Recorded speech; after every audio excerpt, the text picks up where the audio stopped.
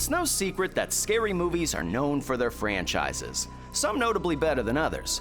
But I think it's safe to say at the core of every horror lover, each of us have that one franchise that feels like home. We have love for many, but there will always be the one that stole your heart. That franchise for me is A Nightmare on Elm Street. It's honestly beyond fandom. It's soldered into my brain chemistry. We almost have a symbiotic relationship at this point. Within the last 30 years, I'm not sure if I've went 24 hours without having some thought or reference of Elm Street pop into my head. Are these signs indicative of a healthy individual? I don't know, but that's not what this fucking show is about. What we are about is finding the impact of horror movies on the public. Having a behind-the-curtain look at how these films were made, and seeing that today we're covering an installment from my favorite franchise, I've gone a little crazy in preparation to give you little boys and girls the most educational and entertaining piece of content available on A Nightmare on Elm Street 4, The Dream Master. I'm not going to give you my life story here, but I will tell you this movie is closer to me than any member of family. Through my youth, through my adolescence, into adulthood, into fatherhood, through good times and straight up awful times, this flick has been here for me as a safe place. We cover a lot of films here at Sloppy Horror, but I wanted to preface before Dream Master to illustrate the significance this franchise has had to me. I know I'm not alone, and for those of you who feel just like me, I hope you're just as excited for this conversation. I don't care where you're tuning in from in this world, if you're here with us, you're our friend. Ladies and gentlemen, without any further introduction, I give you our take on A Nightmare on Elm Street 4, The Dream Master.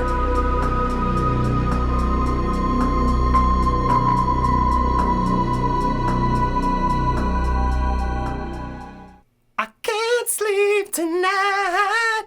I gotta run, I'm running. Boom, baby, boom, boom. Welcome back to the Sloppy Horror Podcast. As you can see, I am beyond excited. I am your host and your scary movie companion, Christian Ramey. And if you didn't know, Sloppy Horror Podcast is the most educational and entertaining horror podcast on this whole entire planet. And I think you guys know that. That's why you're here. Sitting across from me, about to discuss this legendary movie, is the most, I'll just say the best producer in the whole entire world, Mr. Ozark Mark. Mark, how you feeling down there? Fortunate. Well, that's good. For compressors, because you just fucking yelled into the microphone. I know, I didn't This mean is to. the life of a producer, dealing with this fucker over here. But he's excited. That's great. Why is he excited? Well, you probably read the title unless you listen to this randomly and just letting it fly through because, you know, that's what you do sometimes. This is the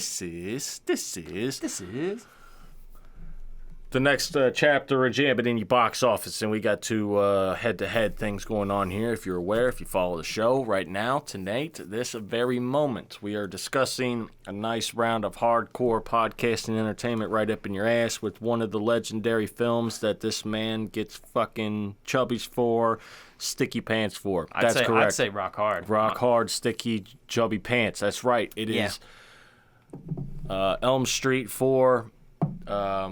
The Dream Master. That's what I said, The Dream Master. Yes, that's correct. Nightmare on Elm Street 4, The Dream Master. It was the #1 horror movie at the box office in 1988. Now, here's the thing. Well, that's right, the 88s. Here's the thing. I've ranked the Elm Streets before. Nightmare on Elm Street 1, obviously my favorite movie of all time. Never will change. That will always be that way. But when I rank the list, sometimes it gets hard for me because I jump back and forth. And that's why I really don't like to rank my, here's my top 10 favorite horror movies. Because, a month from now, it can change. And, not even, with a new movie. With something that I've loved and cherished. I just watch it again and I'm like, oh, you know what? No, this is it. I usually, rank the Elm Streets almost in the order that they come out. 1, 2, 3, 4. But I got to be honest with myself. This fourth Nightmare on Elm Street is probably my second favorite. After review, after watching this again, this may be the one that I have seen the most outside of the first one. It's just perfect in so many ways that I can't describe. It's just a piece of my childhood. There's a lot I got to dive into this one. There is a lot I got to dive into. Now, I will say, the benefit. Why do we have a benefit here with A Nightmare on Elm Street? Well, Robert Englund is that answer. Robert Englund is the answer. So, out of all of the major four, do you hear a cat? Yeah. Shut up, cat. Be quiet in there. He's a kitty cat. He's trying to talk. He's scared of Freddy. Yeah, I know. Freddy's coming. So, Cats warn you. If your cat starts meowing, Freddy's a prowling. Yeah. Now, Continue. Here's what I have to say. The reason why A Nightmare on Elm Street is the best, it's the leader of the top four franchises. And who are we talking about? Nightmare on Elm Street, Halloween, Friday the 13th, and Texas Chainsaw Massacre. I think most people would agree that, like, I'm not saying they're the best, just saying when we look at slasher, iconic characters, these are the people we're probably going to be talking about, right? You know, we're going to be talking about these. Mm-hmm. The reason why A Nightmare on Elm Street is the best is because the first four movies are the most cohesive, and we have Robert Englund. These, I mean, they're like back to back to back jacks. I mean, it's insane. I'm not saying the other ones didn't have great movies, but if we let's look at Friday the 13th. It's his mom, all right? Pamela Voorhees is the killer. And then we go to like Potato Sackhead Jason, which is cool. And then he gets his mask finally in 3. And then we kind of move on. And then he goes to space, like changes around. Michael Myers, first 2, doing his thing. Third one, not in the movie. Okay? Bring him back. Arguments, are they brother and sister? Are these people cool? A lot of confusion. There's no confusion with The Nightmare on Elm Street. No, it's pretty consistent. Some people may say the second one, well, they went outside of the box and brought Freddy out of the dream world. He's still there. Well, he's still in the neighborhood, right? Yeah, well, I have a question. Uh-huh. What happened at the end of A Nightmare on Elm Street 1? What did Nancy do? She brought him out of the dream, and she burned him in her house, in the real world. Correct. That's canon. Like, in my eyes, that's canon. Right? Uh-huh. You got a point there. Yes. I do not understand why some people latch onto that with part 2, because I'm like, dude, what do you even mean? Like, that happened in the first movie. What do you mean? The difference with the fourth, Freddy's a pop icon at this point. He kind of got there after 3. It was a really big movie. I mean, after the first one. But then, like, after the first few, the one-liners started to get more and more. Still very scary in part 2, right? Yeah, it's part 2. He's the scariest to me. Is this your first time seeing part 4? Yeah. What are your initial impressions? Well, it's a Freddy movie. That's for damn sure. It sticks to the formula of a normal Freddy movie, which is comforting and enjoyable. You know, they don't get anything crazy. They keep it consistent. They got the 3 people from the third movie starting it off in the third movie. You bring them back to the fucking junkyard. Love that scene. I like his recreation. Everything's consistent, and that's cool. I like that. I like how it's consistent. It's not just Freddy on screen and that's all it is. No, this movie's consistent with what happened where it left off. I've really enjoyed that. The Elm Street Children. But yep, and it just follows the formula. It all fit to me. Like I've seen 1, 2, 3, so now I'm watching this one, and now everything makes sense. If I watched them out of order, it wouldn't have made much sense to me as I did watching them. But now that I've seen all 3 because of this show, now we're on the 4th one, so now everything fits and I understand. It's funny too. That's really funny to me. We didn't plan to do them in order like that. It just kind of happened. No, we did them out of order, I think. Oh yeah, you're right. We did 1, then 3, then 2. Now we're on 4. We did Wes Craven's New Nightmare as well. Did we? Yep. Oh yeah, that's right. But honestly, as much as I love that movie, and you know, Elm Street. I mean, I'm at the point now where I feel like many others. Elm Street fans, we're proud of our franchise. We understand that it is the leader and the best. And we just know that. So we kind of walk around with our chest out and our head up. And there's a level of arrogance and confidence that goes into that. But when it comes to these flicks, when it comes to these, I don't know many other movies I know more than, or know more about, than these. Not a number of how many times I watched these. These were my friends. This movie in particular, like one of those put it on mute movies, and I could just hit you note for note of what's going on, what's being said, and I don't, like I registered it. Like dreams mean, like I like dream stuff now. Like now that I'm older, I like the meaning of dreams. I have very vivid dreams. Like I think about dreams. I don't believe you don't have a dream catcher down here. Well, I'm not like a redneck. I'm not putting, Indian motifs and like. I used to have one of those as a kid. Yeah, man, it's right next to my Mountain Dew bottles. Yeah, it's catching my bad dreams. They're collectors. Didn't work. Didn't fucking work. But I still had nightmares. Oh, I did for sure. Actually, I think that made them worse. You might have. Some fucking. You brought out some poltergeist dreams, dude. It brought the Indian spirits or whatever in there. It did, man. You're in the spirit world. No, I don't like that shit. The way that these films wired my brain chemistry it's just something else. It's just something else. But as I stated, I mean, most cohesive, and the first 4 Nightmare on Elm Streets, bangers. All of them. I mean, bangers. So good. And then not to mention just their own flicks. Something that is different, and there's whole other levels to it, man. Like all the other films, all the other slashers, man, you just have a group of disposable characters. But in the Elm Street movies, these are different. The characters band together to take out Freddy. And as a younger person, like you watch the Elm Street movies and you just say, these parents suck, right? But then you get older and you're like, wow, this is like a widowed dad. Like his wife has died, and then clearly they went through some shit previously, burned a man alive. Like they've had a life, clearly. And that's like the World War II generation. So like dad has had a life and now he's trying to raise these 2 kids and he's a drunk. And like, that totally missed me as a kid. Totally missed me as a kid for a movie that I watched hundreds and hundreds of times. Like I knew he was a bad dad. But like as you get older, like I didn't put the addiction together. Like these kids are living like in this house with like an addict, but he's not all the way bad. Like there's a lot of layers to it. The first Elm Street's that way. You have the absent father who loves his daughter, but he's absent, and the mom who's like there every day, but a fucking drunk. Like there's like a lot of layers to it. Like there's some realism to these characters in Elm Street. And I think that's why people identify with them so hard. You just don't have that in Friday the 13th. I love the characters in Friday the 13th. Super disposable. Usually see their nipples.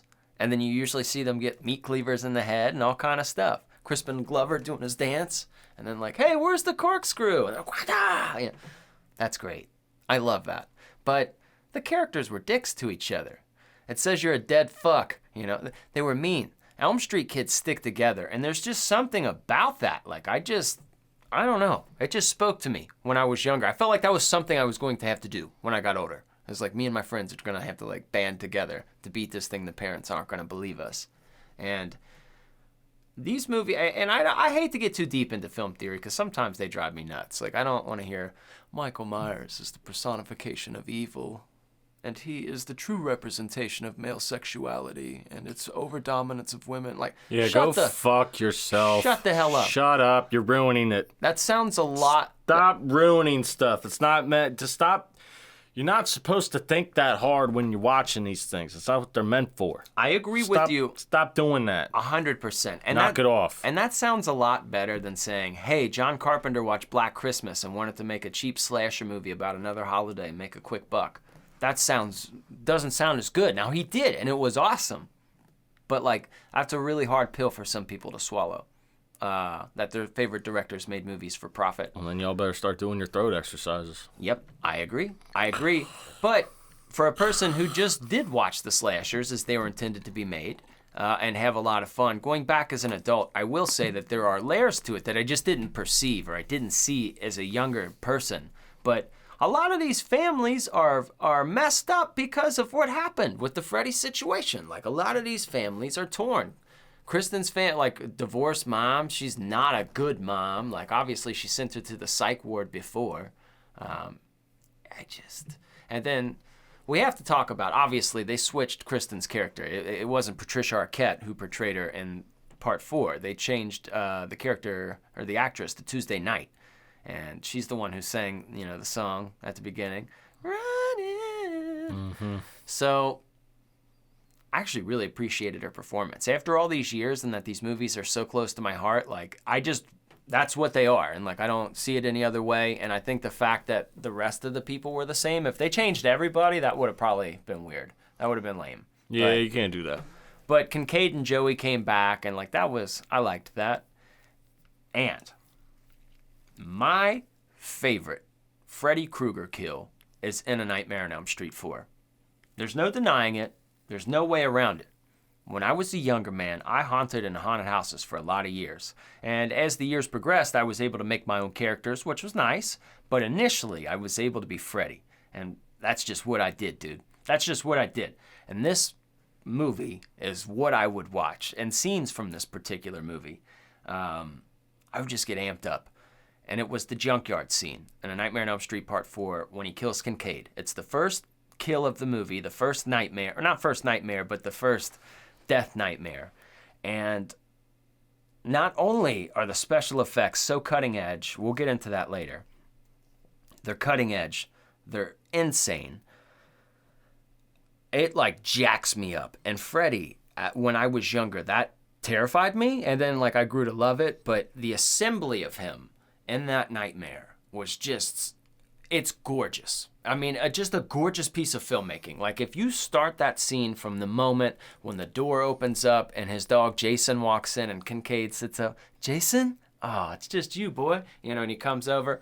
From that moment to, tell him Freddy sent you, that is just a great piece of cinema. I can't put in words. And also cool that he starts it off taking out the people who beat him in the last one. So it shows you, not only is my man more powerful, not only is he stepping it up a notch, he's taking care of business. And there's something about that happens in horror movies. Friday the 13th 2 starts off Alice getting killed, Oh, you thought you were the final person? Hostel 2, he's eating breakfast with his girl. It's just a trope, and it's a part of it that I appreciated. I liked that. But that junkyard scene and the pan out, amazing. And then the lines, because Kincaid's a tough character, and he's funny. I do feel like a white character, or a white person wrote his dialogue, it's just a dynamite, kind of character. And it's all right, you guys, maybe let him improv here. This is getting a little much here. It's 80s. It's 80s as But even more awesome. than that, when I don't know. It's just if a white guy walks up, an older white gentleman walks up to some younger black kids. You guys pimped out your ride, huh? They're like, what the fuck are you talking about, old man?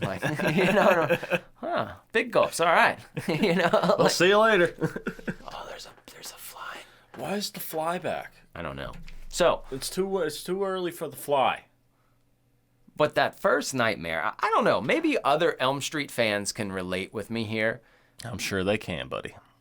I'm sure they can. There are very quotable parts from all of the franchises. Of course. And maybe just because this one I watched so much, but there are so many quotable lines from this movie. Even the inflection of how they're said just live in my head. And I don't know if the other people say that. Joey, when Joey and Kincaid first get dragged to the nightmare, he's, come here. The pipes are cold. The boiler's cold. I don't see know. for yourself. Yeah. The pipes are cold. The boiler's cold. That, I don't know why that, just... It's random stuff. It just lives in there, it's dude. It's random things. Random things have different stickiness to it, to your brain, and it happens to me. There's random things that I say all the time. I don't even remember where the guy heard them. But they just come out. Swish, killed a fish. That is in my brain all the time. Mm-hmm. And then, oh yeah, dude. We get Rick in here. Rick is a great character. Forgive me, Elm Street world. I don't remember his name, the actor's name, who played this gentleman, but I might forget your name, but I never forget a face. That's true. That's true. And, my brain is filled with so much useless information that, sometimes names... I feel like his name might be vague. You think so? Yep. Yep, it might be vague. Hold on here. We're going down. That's not. Andras Jones? I don't know how you say that. I remember it's pronounced different. I remember that it's pronounced different. I remember that. But what's really cool is we do get a little drama-rama, right? We get a little drama-rama. We get one of the coolest songs throughout the whole Elm Street series. I'd do anything. When Rick's doing karate in the garage. Like, that's actually a really good song. Like, yeah. that's a good song. I wish this would have came out later so he can be doing it to, like, some Wu-Tang or something. That would have fit better. Yeah. Yeah. I would have enjoyed. I bomb atomically. Yeah. Socrates' philosophies and hypotheses. That would have been a lot sicker. But this was the 80s. Didn't really happen yet. Yeah, I want to know context too. I'm watching this flick, again, as a man born in the 80s, watching this movie, and I'm thinking, like, cultural relevance. Are kids going to watch this? Because immediately we have, like, a Dynasty reference. I don't think kids know what the TV show Dynasty is now. Like, that was, like, one of the first dramas, but I don't think they have any idea. But that whole conversation of, like, Dynasty again? Deb, do us a favor. Get a VCR. Do kids even know what that sentence, like, any part of that? No. Because they know videotapes, but they don't all know what VCR is. Like, They're like, do you have a VHS player? A VCR? Yes. No. Yes, I do. I feel I'm honestly concerned if I'm ever in a hostage situation tied up and a kid of a young age gets free and the only way you can call 911 is by doing it on a little rotary phone. We're fucked. Spin it! No! No, you spin the other way! Fucking idiot! Even a landline. They're like, what's this? How can you work a computer and not do this? This was easier. Like, it's primitive technology. They can't handle it. I know. Like, that's the part. Like, that's what's frustrating. Like, so you're telling me you can't operate a broom, but you can run an iPad. Like, let me get this straight. Oh, dude, don't get me started. You can't run a washing machine, but you can. You can. That's the realest fucking statement I've ever heard. Is some people do not. Adults don't know how to operate a broom these days. You can't change a tire, run a lawnmower. You can't do these things or know how. But that is a little frustrating. But you can hack into shit. Yeah. Stop. Yeah, it's very frustrating. Someone's like simple to them. Yeah. Or something. I don't know what it is. Who knows? Yeah, dude. They can like straight. They're probably coding on things now. They're just straight. But they were raised with it. But we were too in a way. But I think we have a different like appreciation of it. Like we understand life pretense. No, we had the best of both worlds. Really, we knew what it was like in the before time. Mark, and now we know what it's like in this time. This is a great segue because we got to fill them shoes and we got to stay on track here. We about to fill them shoes. We about to fill them shoes. Yeah, I'm about to fill them shoes. We about to fill them shoes. Yeah. Yeah.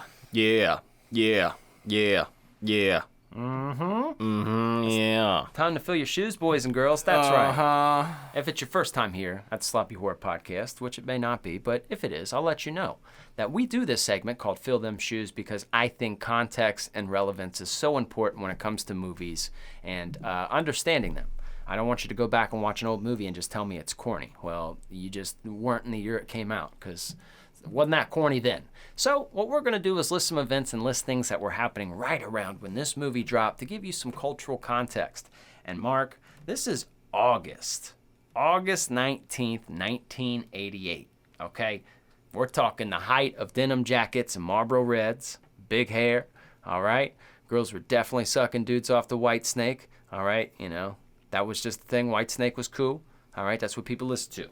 Number one song at the time was Roll With It by Steve Winwood. You wouldn't have guessed that, so we weren't going to do that part. Okay? Thank you. Yeah, you're welcome. Save us some time. But you know what? You know what's really weird? Because every once in a while when I look up the dates of these movies, like it'll say like people born on this date, and it'll be like the Prime Minister of Turkey. And I'm like, all right, well, nobody gives a shit about that. 2 people were born on the date this movie was released, and they're people that you know. Number Okay. 1, NFL player, Kirk Cousins. Ha! He was born on the day this movie dropped. Good for him. Okay. Number 2, Travis Tedford. Name might not ring a bell. What about the movie Little Rascals? He was Spanky, the main character. He was Hey! Spanky. Well, I don't know. Alfalfa. No, I'd say Spanky was the main character. Spanky, he was half. Yeah. He was there. Yeah. Spanky. Yeah, they were born on the day this movie dropped. I was like, that never happens. I'll find famous birthdays, but you won't find it the day of. And I had to because I didn't know if they just confused it. I was like, were they born? I don't know. I checked both, and both were born on this day. Nice. So that's kind of cool. All right, let's talk about the movies, because once again, for all those folks out there telling me that there's a lot of good content out there now, folks, you have more access to content. Do not confuse it with better content. Let me just tell you the movies at the time. Top 10 at this time, not the whole year. Obviously, Elm Street 4 finished number 1 for horror, but this at the time. Number 1 movie, Cocktail, Tom Cruise. I'm not saying that's a great movie, but it was popular. I understood its relevance. Number 2 at the time, Die Hard. Die Hard. Yeah, Excellent. Number 3, Who Framed Roger Rabbit. Holy shit, dude, I love that movie. After that, in 4th place, A Fish Called Wanda. That's followed by Elm Street 4. A Fish Called Wanda. Yes. Wanda. These flicks, Beetlejuice came out that year as well, too. Nice. So these flicks were just in the movies at that time. Fuck you guys saying there's better content out now. That's there's so much originality there. I got guys blowing up buildings, climbing through air ducts. I got Tom Cruise working at a bar. I've got Roger Rabbit. I've got animation and people. That's hilarious. Come on. All at once. I don't want to hear it. I don't want to hear it. I don't want to hear it. Save it. Yeah. So, another thing, relevance-wise, the Discovery was launched. That was the space shuttle. That was the first one, after the Challenger accident, where the teacher, where they blew up. That wasn't good. Yeah, that wasn't good. No, it wasn't. Time for astronation or whatever the fuck it's called. Yeah. Astrology. I don't know. NASA. NASA. Fuck you. I'm never going to say that again. The same again. NASA. NASA. So yeah, also too, obviously at the time frame, video games were starting to really take hold. NES came out 86, but really this was about the time, 88, where people were really really starting to all have it. And right at this time, Super Mario 2. Nice. That dropped. Mega Man 2 was also out. You remember Mega Man? Yeah, Super Mario was better. Yep. That year, Super Bowl winners, Washington Redskins. All right? Your World Series winners were the Dodgers. The Dodgers. And your NBA champs were the Lakers. All right? Yeah, who would have guessed that? So this is catching you up for 88, and I think that you guys are in your jean jackets with your Marlboro Reds, and I think you're filled up now. Now you know what's going on. Yes, I am filled up. Yeah. Thank you. And I will give you just the babyest, briefest synopsis. This is A Nightmare on Elm Street 4, so we're not going to go too deep into this here. I'm sure most people have seen it, but here's what happens. Nightmare on Elm Street 3 happens. All the kids in the psych ward, they take down Freddy, and the survivors of that, they carry on to part 4. So Kristen, Kincaid, and Joey start this movie off. We're getting some nightmares, though. Feel like something's stirring up. That's because something is stirring up, and his name is Freddy Krueger. He has come back to take out these kids, and he wants to use Kristen because, as you can remember, she could bring people into her dreams. So he wanted to use her as like a conduit to bring in more people that he didn't have access to, and that's exactly what she did. She brought Alice, their friend, and then Alice's brother, and there's a whole array of people. So now Alice has to work hard to understand the legend of Freddy that she's being filled in with. Got her shoes filled. And now she has to battle Freddy. And she does. And she is successful, but not to the point where he doesn't come back in 5 and fight her again. Yeah, it pretty much sums it up. Mm-hmm. Nicely done. Lisa Wilcox, the lady who plays Alice. Alice. She did a great job. I love her. I honestly, I like the 5th one a lot too, but the 5th one I didn't like as much. I do stand by when I say the first 4 are just flawless bangers. They still hold up. This movie still holds up. Yes, you could tell it's an 80s movie, but this is a Freddy Krueger movie. through and through. This isn't like he's back in real life and he's like a different Freddy getting the actresses. This isn't like a way past, because Freddy's dead. It's a boy. Like, he was really an MTV character. Like, actually, at that point. So we weren't all the way yet there in 4. 4 was still pretty scary, all right? He was still scaring people. Still, his one-liners weren't as funny, but they were still kind of, Dan wakes up, Alice's boyfriend wakes up, in the, hospital, and he sees Freddy Krueger as, like, the doctor, and he's like, Krueger! He's like, well, it ain't Dr. Seuss. I loved that. It's fun. So, it's just one of those ones that is just flawless in my eyes. And Freddy Krueger, dude, that continuity of him and Robert, it does matter, especially for a talking character. And I think it matters for Candyman. I think that helped for Candyman, that you had Tony Todd. Like, you can't, like, now you can have a different Candyman because it's all these years after, whatevs. But, like, just in general, like, that, no, you can't, that's his face. It's not a mask. Like, you can't switch him. He's got a voice, a face. He's like, you can't do that. And we learned that from the Elm Street remake. It's not, people aren't going to receive that well. No. Oh, here's a new Rocky movie, but it's not Stallone. No. Nope, we're not. Look, I love you, but no. No. And people are like, well, you need to have an open mind. Yeah, I do have an open mind, but you know what I have an open mind about is new horror, not diving into this shit. Yeah, quit fucking ruining things. They're good how they are. Leave them the way they are. If you don't like them the way they are, watch something else. Mm-hmm. Okay? And go fuck yourself while you're doing it. Yeah, this is just, and that's the perfect part. That's why the Nightmare on Elm Street franchise has like like in the witch movies or in the movies like where, you go stand in the circle, like of the spells and nothing can get you because you're like, in the protected circle. Mm-hmm. You know what I'm saying? Like, have you seen that in movies, how they'll do that? Nothing can get you. Mm-hmm. The Elm Street franchise has one of those around it, and that is the legend of Robert Englund. You just can't, you're not going to be able to switch it. As much as some people are on board with it, it's not going to happen, and it's not going to be successful. Or it may happen, but it won't be successful. No, so just give up on, stop beating the dead horse with that. Yeah, okay? And you're not going to break that circle. Stop it. You just can't. Knock it off. But I'll take a 13th Friday the 13th. Yeah, that's cool. That can be done. Yeah. That can be done. So we're shooting right along here. We got to bring the boys in and figure out more things about this movie. Let's do it.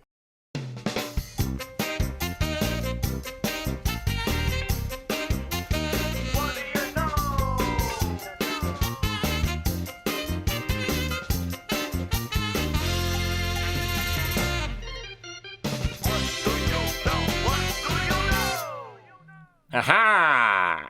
Welcome to the What Do You Know here. This is a segment here where we're here to tell you something that you may or may not know about this movie. Now, how this is going to go down for you first-timers out there. We're going to tell you things we know about this movie. Now, you may know what we know, you may not know what we know, but if you know what we know, you're going to have a we know-gasm. If you don't know what we know, you're about to find out what we know, and you can have a we know-gasm too.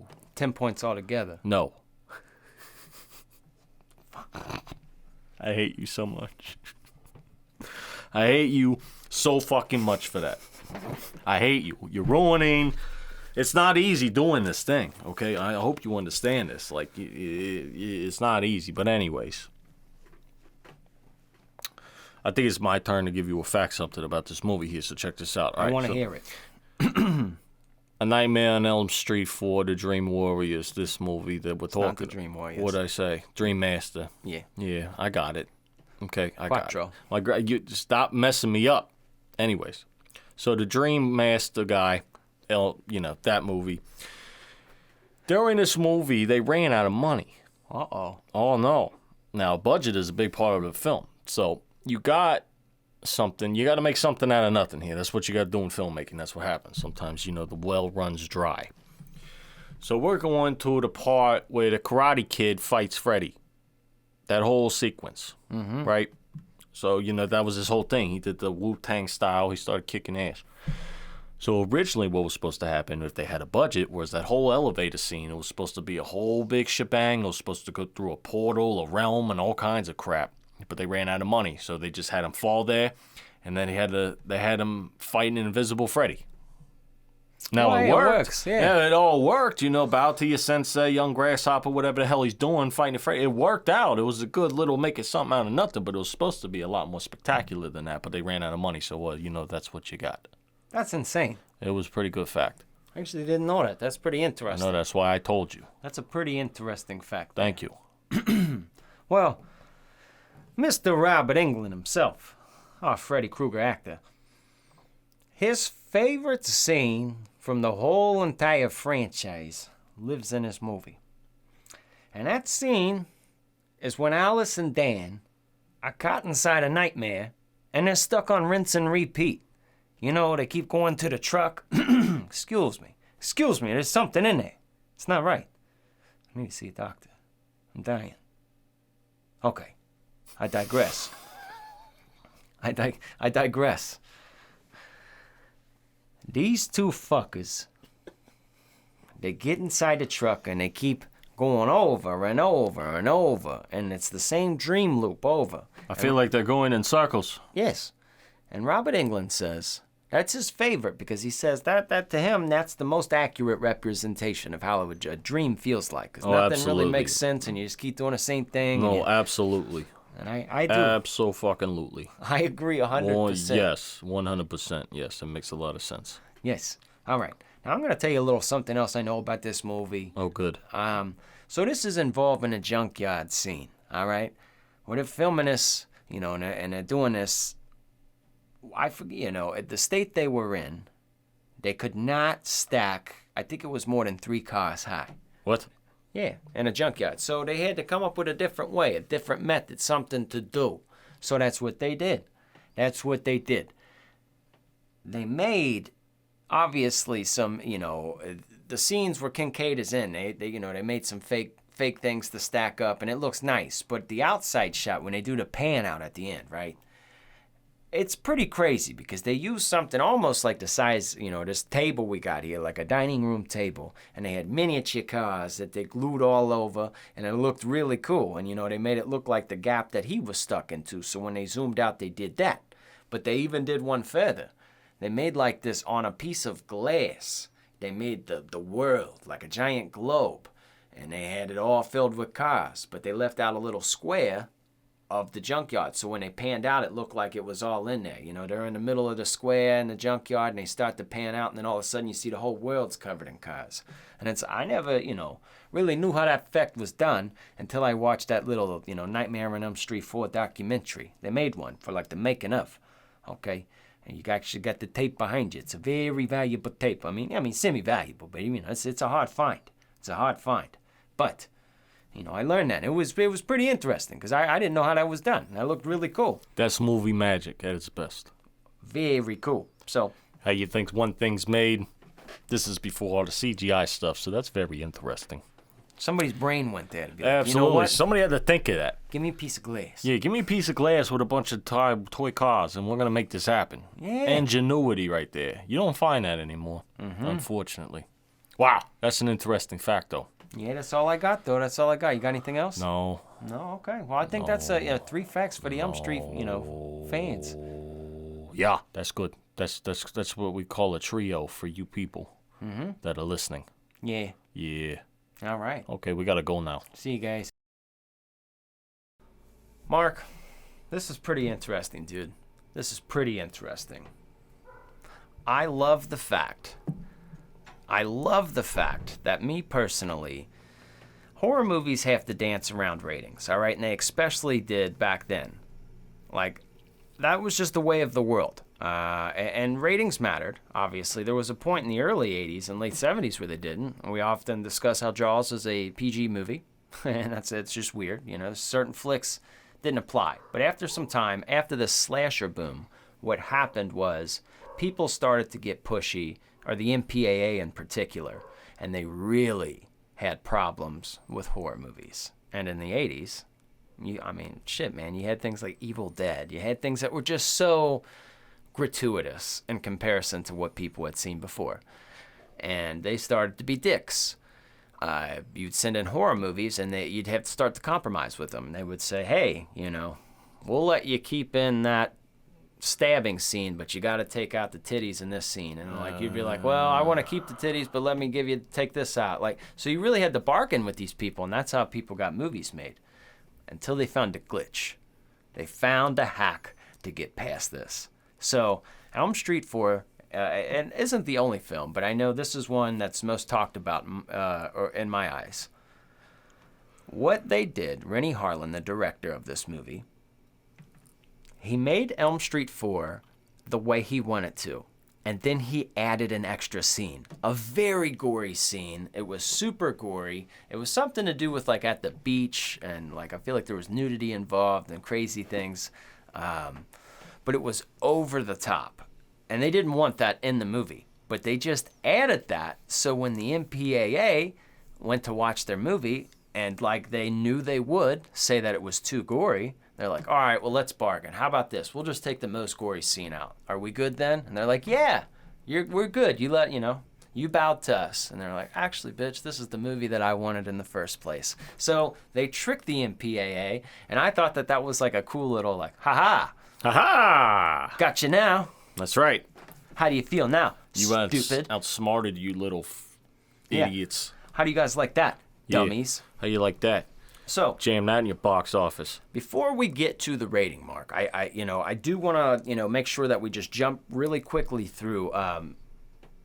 Altogether, what I'm thinking are 7 deaths altogether. All right, we've discussed Kincaid, the graveyard, one of the coldest lines ever. I'll see you in hell. Tell him Freddy sent you. Stabs him right in his fucking chest, dude. Like that's brutal. Yeah. All right, Joey in the waterbed. He's watching MTV, dreaming of supermodels. How's this for a wet dream? You get drowned in your waterbed. That's just iconic. That's just something that's like, it looks aesthetically pleasing, and then it's also funny. They need to bring back waterbeds. I agree. Okay, and then next we have, Kristen. She, like, falls into a lake of fire, or gets thrown into, like, a furnace of fire. I fell into a ring of fire. Right. Then we move to Sheila. And Sheila is the friend, the nerdy friend, and she has asthma, which obviously all of the Elm Street deaths are, tricked to make it look like it's something else. But Freddy said, let's suck face, and he sucked all of the air out of her. I got asthma.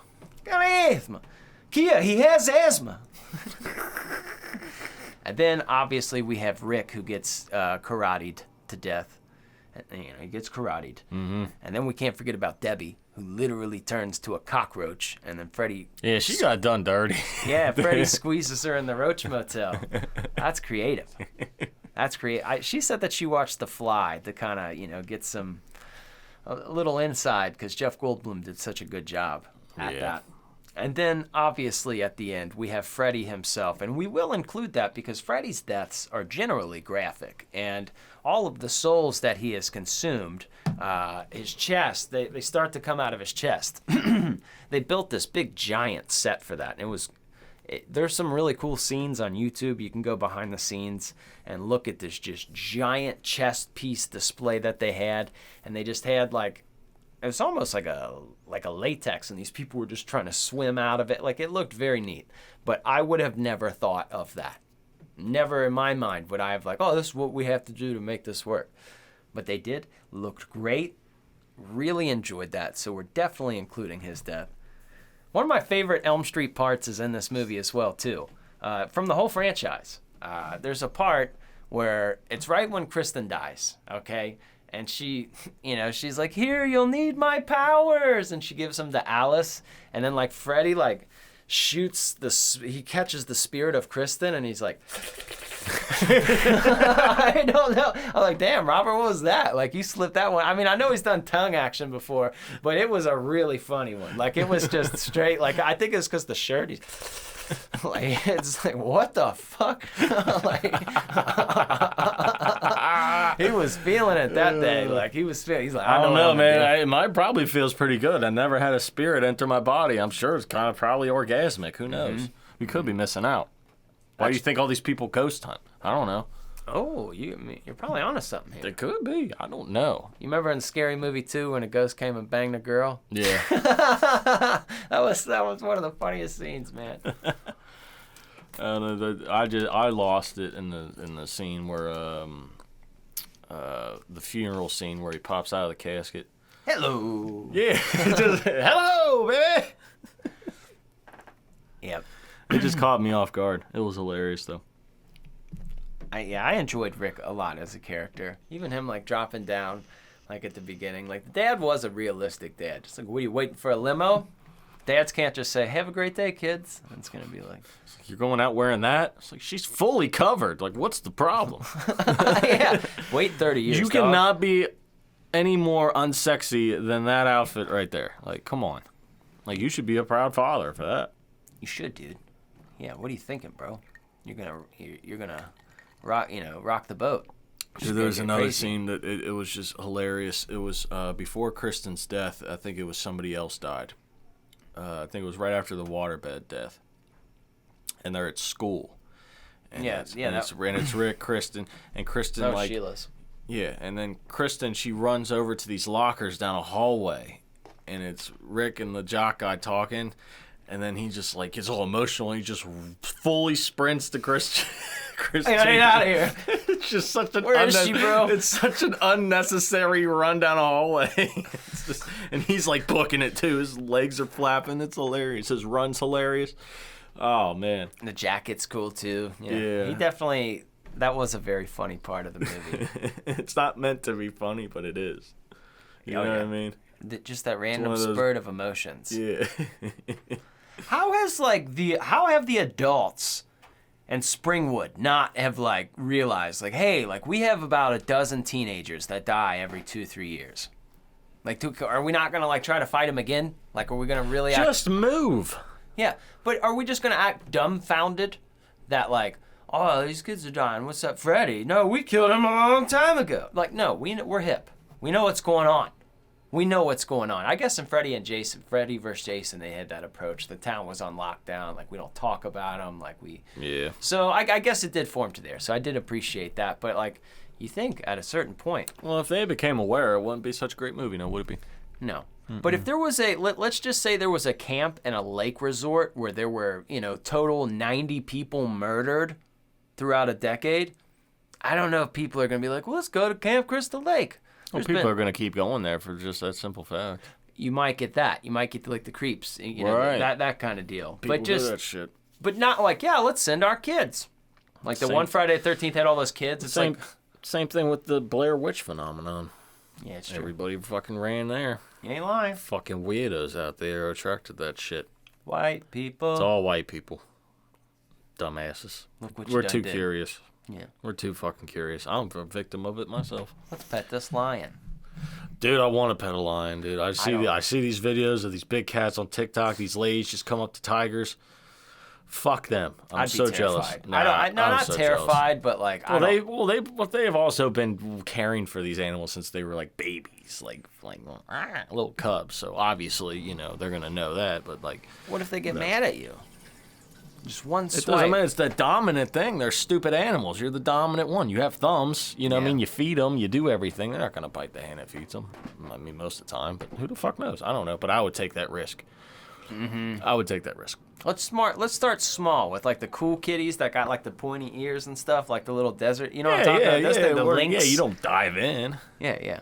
We can't go right into lions. Get the tip in first. You know what I'm saying? You can't just jam it in there. Yeah, you're gonna have problems. Lions are like a lot bigger than, like, not saying than you consider, but I'm thinking like most people are like a lion. I would be more scared of a tiger than a lion. Yeah, lions are a little like more passive. Like they'll. Yeah, lions don't care. What if it was a female lion? Still more scared of a tiger. Yeah, tigers, dude. Speaking of tigers, Church is here. What about Church? He's eating. Anyway, let's go into the Sloppy Horror Podcast rating. Sloppy Horror rating, baby, yeah! Ha ha ha ha. Sloppy Horror Podcast rating is officially right back up in your ass. This is the world famous, one of a kind, one and only Sloppy Horror Podcast rating developed by Christian Ramey yourself, your very scary movie companion. He's developed a foolproof, very fair, solid rating system for a horror movie, not a movie in general, so keep that in fucking mind. So how are we going to do this? We're going to do this a series of 4 categories. 3 of the categories worth 3 points. Last category is worth 1.48 total up. 10 points altogether. Yep. So let's go into the first category here in the Sloppy Horror Podcast rating, and that is casting. So, we're going to go casting here. And this is my score for casting. My casting score would be 1.5. And my reason being is some of these actors eventually went to do successful things. Some of them are faces that are recognized. Even somebody like a Robert Englund, obviously. He's in this movie. The dad felt like their dad. It didn't feel like a weird movie, like, wow, like, did you guys just read the script beforehand? It felt like a movie. And the people worked well together. I believed Alice had a crush on Dan. I believed that Rick and Kristen loved each other. They really gelled well together. So even though we're not maybe necessarily dealing with A-plus actors, I still think they did a good enough job. And then, like, you add Robert Englund into the mix, a 1.5. It just feels like it's right in the middle of the road. It's not offensive. It's not over the top. You're not going to cry, but it's just not offensive. And I feel like at 1, you're kind of like, at 1.5, you're not even saying anything. It's like, the weather when you go outside and you don't even mention it. That's when the weather's actually really nice. If it's not, it's cold, or it's a little hot today. If you just forget to mention the weather, you're like, 10 minutes go by, you're like, damn, it's nice out here. Mm-hmm. And that's how I feel like, kind of with this casting. I mean, it's the truth, and also it's a slasher film. I mean, how high can you really go? That's a good point. Let's be honest. That's a good point. How high can you really go? Not high, but 1.5 makes sense. Very solid. Let's go into the second category. That's 1.5 so far here in the Sloppy Horror Podcast rating. Let's get into the second category here in the Sloppy Horror Podcast rating, and that is kills. So once again, we're dealing with 7 altogether here. Let's lay these out. Kincaid gets stabbed with the glove, which I'm happy about. All right. I mean, I guess Joey does technically too, but I'm considering that like a waterbed kill. Even though the junkyard's a dream, that's like on solid ground. Like it's like mano y mano. Like it was face to face. Like there was no bullshit. He just picked him up and stabbed him. Like kind of how he did Will in Dream Warriors. He's like, sorry, I don't believe in fairy tales, kid. Bah! Just, you get bladed. So, the glove. Joey gets the glove too, but he gets drowned. Kristen gets burnt up in the burning ring of fire. Sheila gets, all of the life sucked out of her. Rick, karate'd. Debbie, insect. And Freddy with the chest.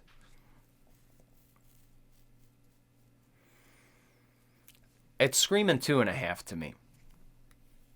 There's a wide variety, and they're not normal, and the kills are not brief.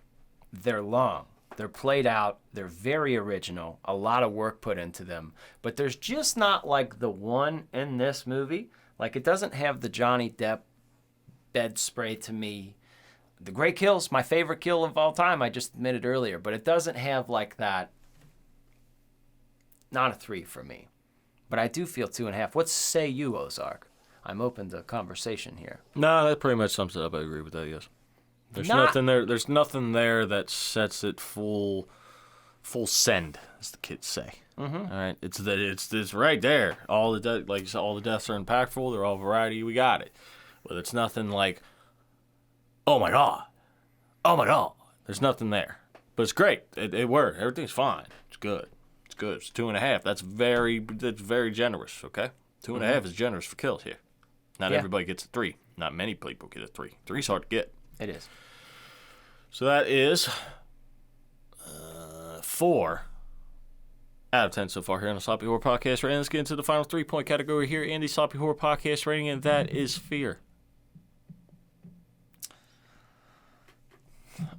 I don't know how we can rank this. I mean, obviously not scary now because it's Freddy, but it definitely could be to people who are afraid of Freddy, and definitely kids.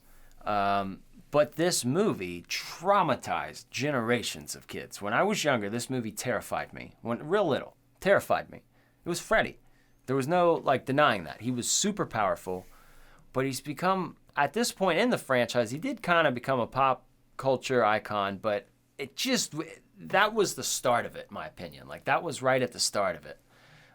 So I don't know. It's screaming 1 to me. It's screaming more than a 0.5 point because it's Freddy damn Krueger, but it's just not scary now. And even within the franchise at that point, he was known. There were people filling seats just to see Freddy.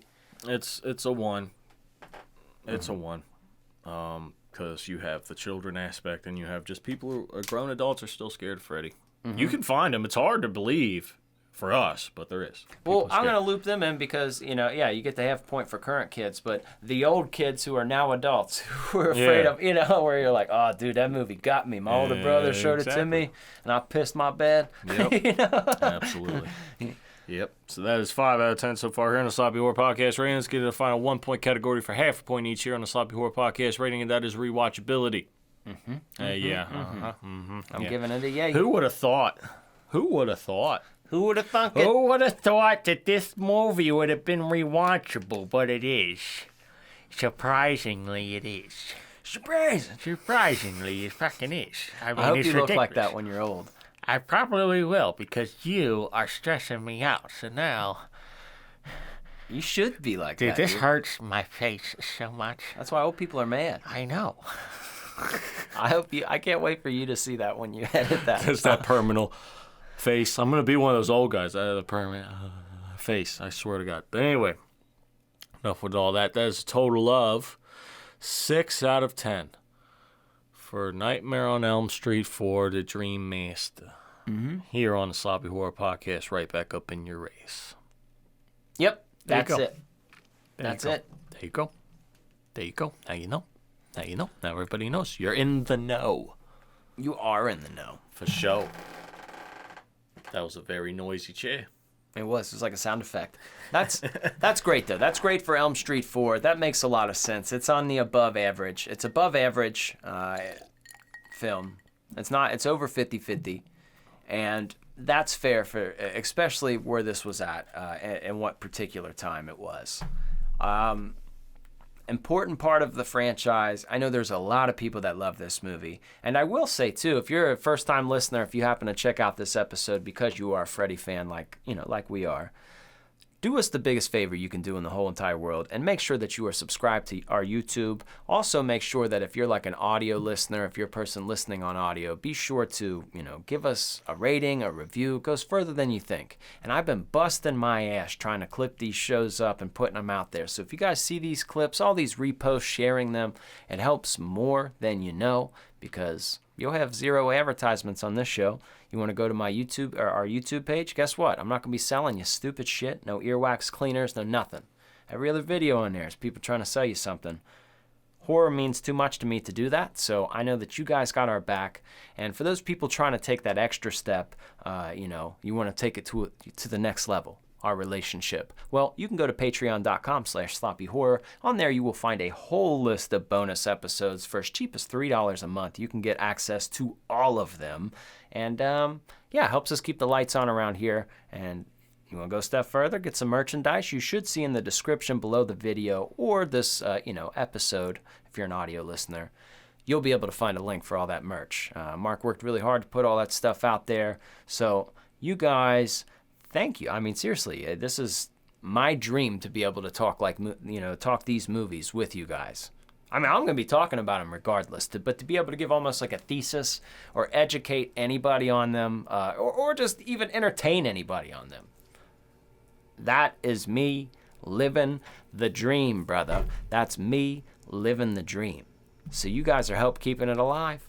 I do appreciate that so much. So those things that you can do for free, help us exponentially. And even the things you're spending money, I'm not asking you to do nothing crazy. All right? So, Mark. What? This is we got the 1988 box office movie, the best one of horror, I'll specify. Got that out of the way. Next week, we're jumping into 1998. That's Halloween H2O. We're talking a little... Gonna get your head sprung. Little LL Cool J. He's in there, all right? We got Josh Hartnett. We get some more bad haircuts, dude. You get some bad haircuts next week, some Josh Hartnett movies. Oh, boy. Not only that, we get Broseph Gordon-Levitt. He gets a damn ice skate to the face at the beginning of the movie. I mean, that's actually it was a phenomenon at that point because... I don't want to say the franchise was dead, but the Jamie Lloyd thing had kind of ran its course, and that Paul Rudd, the curse of, Michael Myers, I'm not saying it was horrible, but it was just kind of weird. So they needed a breath of fresh air, and H2O was it. They brought back Jamie Lee Curtis and Josh Hartnett, his son, who's no longer canon. Like, shouldn't have a son anymore. That storyline doesn't exist. It's all confusing, but that's okay. You know what? What are you going to do? Not everybody's perfect. Yeah. Not everybody's perfect. Hey, in this next Rocky movie, he wasn't married to Adrian. Because if you remember in the beginning of the first one, he wasn't married to her.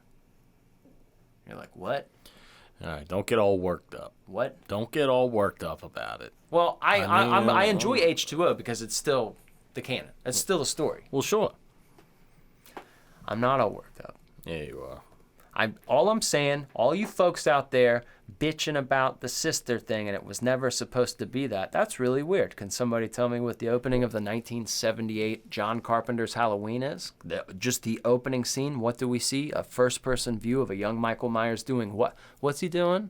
Oh, I'm killing his other sister? Oh. Yeah, actually, the sister thing... Oh, that's really weird. Then maybe they shouldn't open the movie with him killing his fucking sister. Maybe John Carpenter shouldn't have made it that way in the next movie, the year later.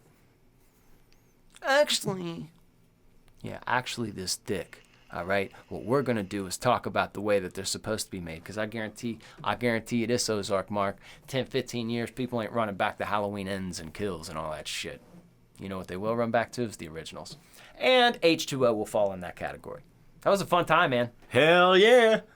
Hell yeah. Hell yeah. Well, this has been always a pleasure. Always a pleasure. Always a pleasure talking to you lovely people. I love mouth fucking your ear holes with my smooth vibrations. The pipes are cold. The boiler's cold. Trust me, when you listen to the show, hey, your pipes, they ain't cold. You hear me? You hear me? We All brought right. Freddie back. We're here to heat up your pipes. We're here to wet your waterbed. Yeah. Ugh. Yeah. I like that. Yeah. Oh, yeah. What's up, baby? You want to come back and wet my waterbed? People like that at that point, though. First of all, I think just saying a waterbed will be enticing enough. But I heard banging on that thing's rough. Yeah, you can't get good leverage, I meant. Like, you're trying to, like, get up. I mean, as long as you, like, if you get it going, it's like a whirlwall. I gotta get it going. I think you got to get, like, in there and then just start to, like... Wacky wave, inflatable arm, flame tube, man. That shit, baby. Let kinetic energy just do its thing. Kinetic energy. Oh, shit. Science class. Nice. Nice. Who says school? A lot of friction. Who says you... All right, that's enough. We love you. Goodbye.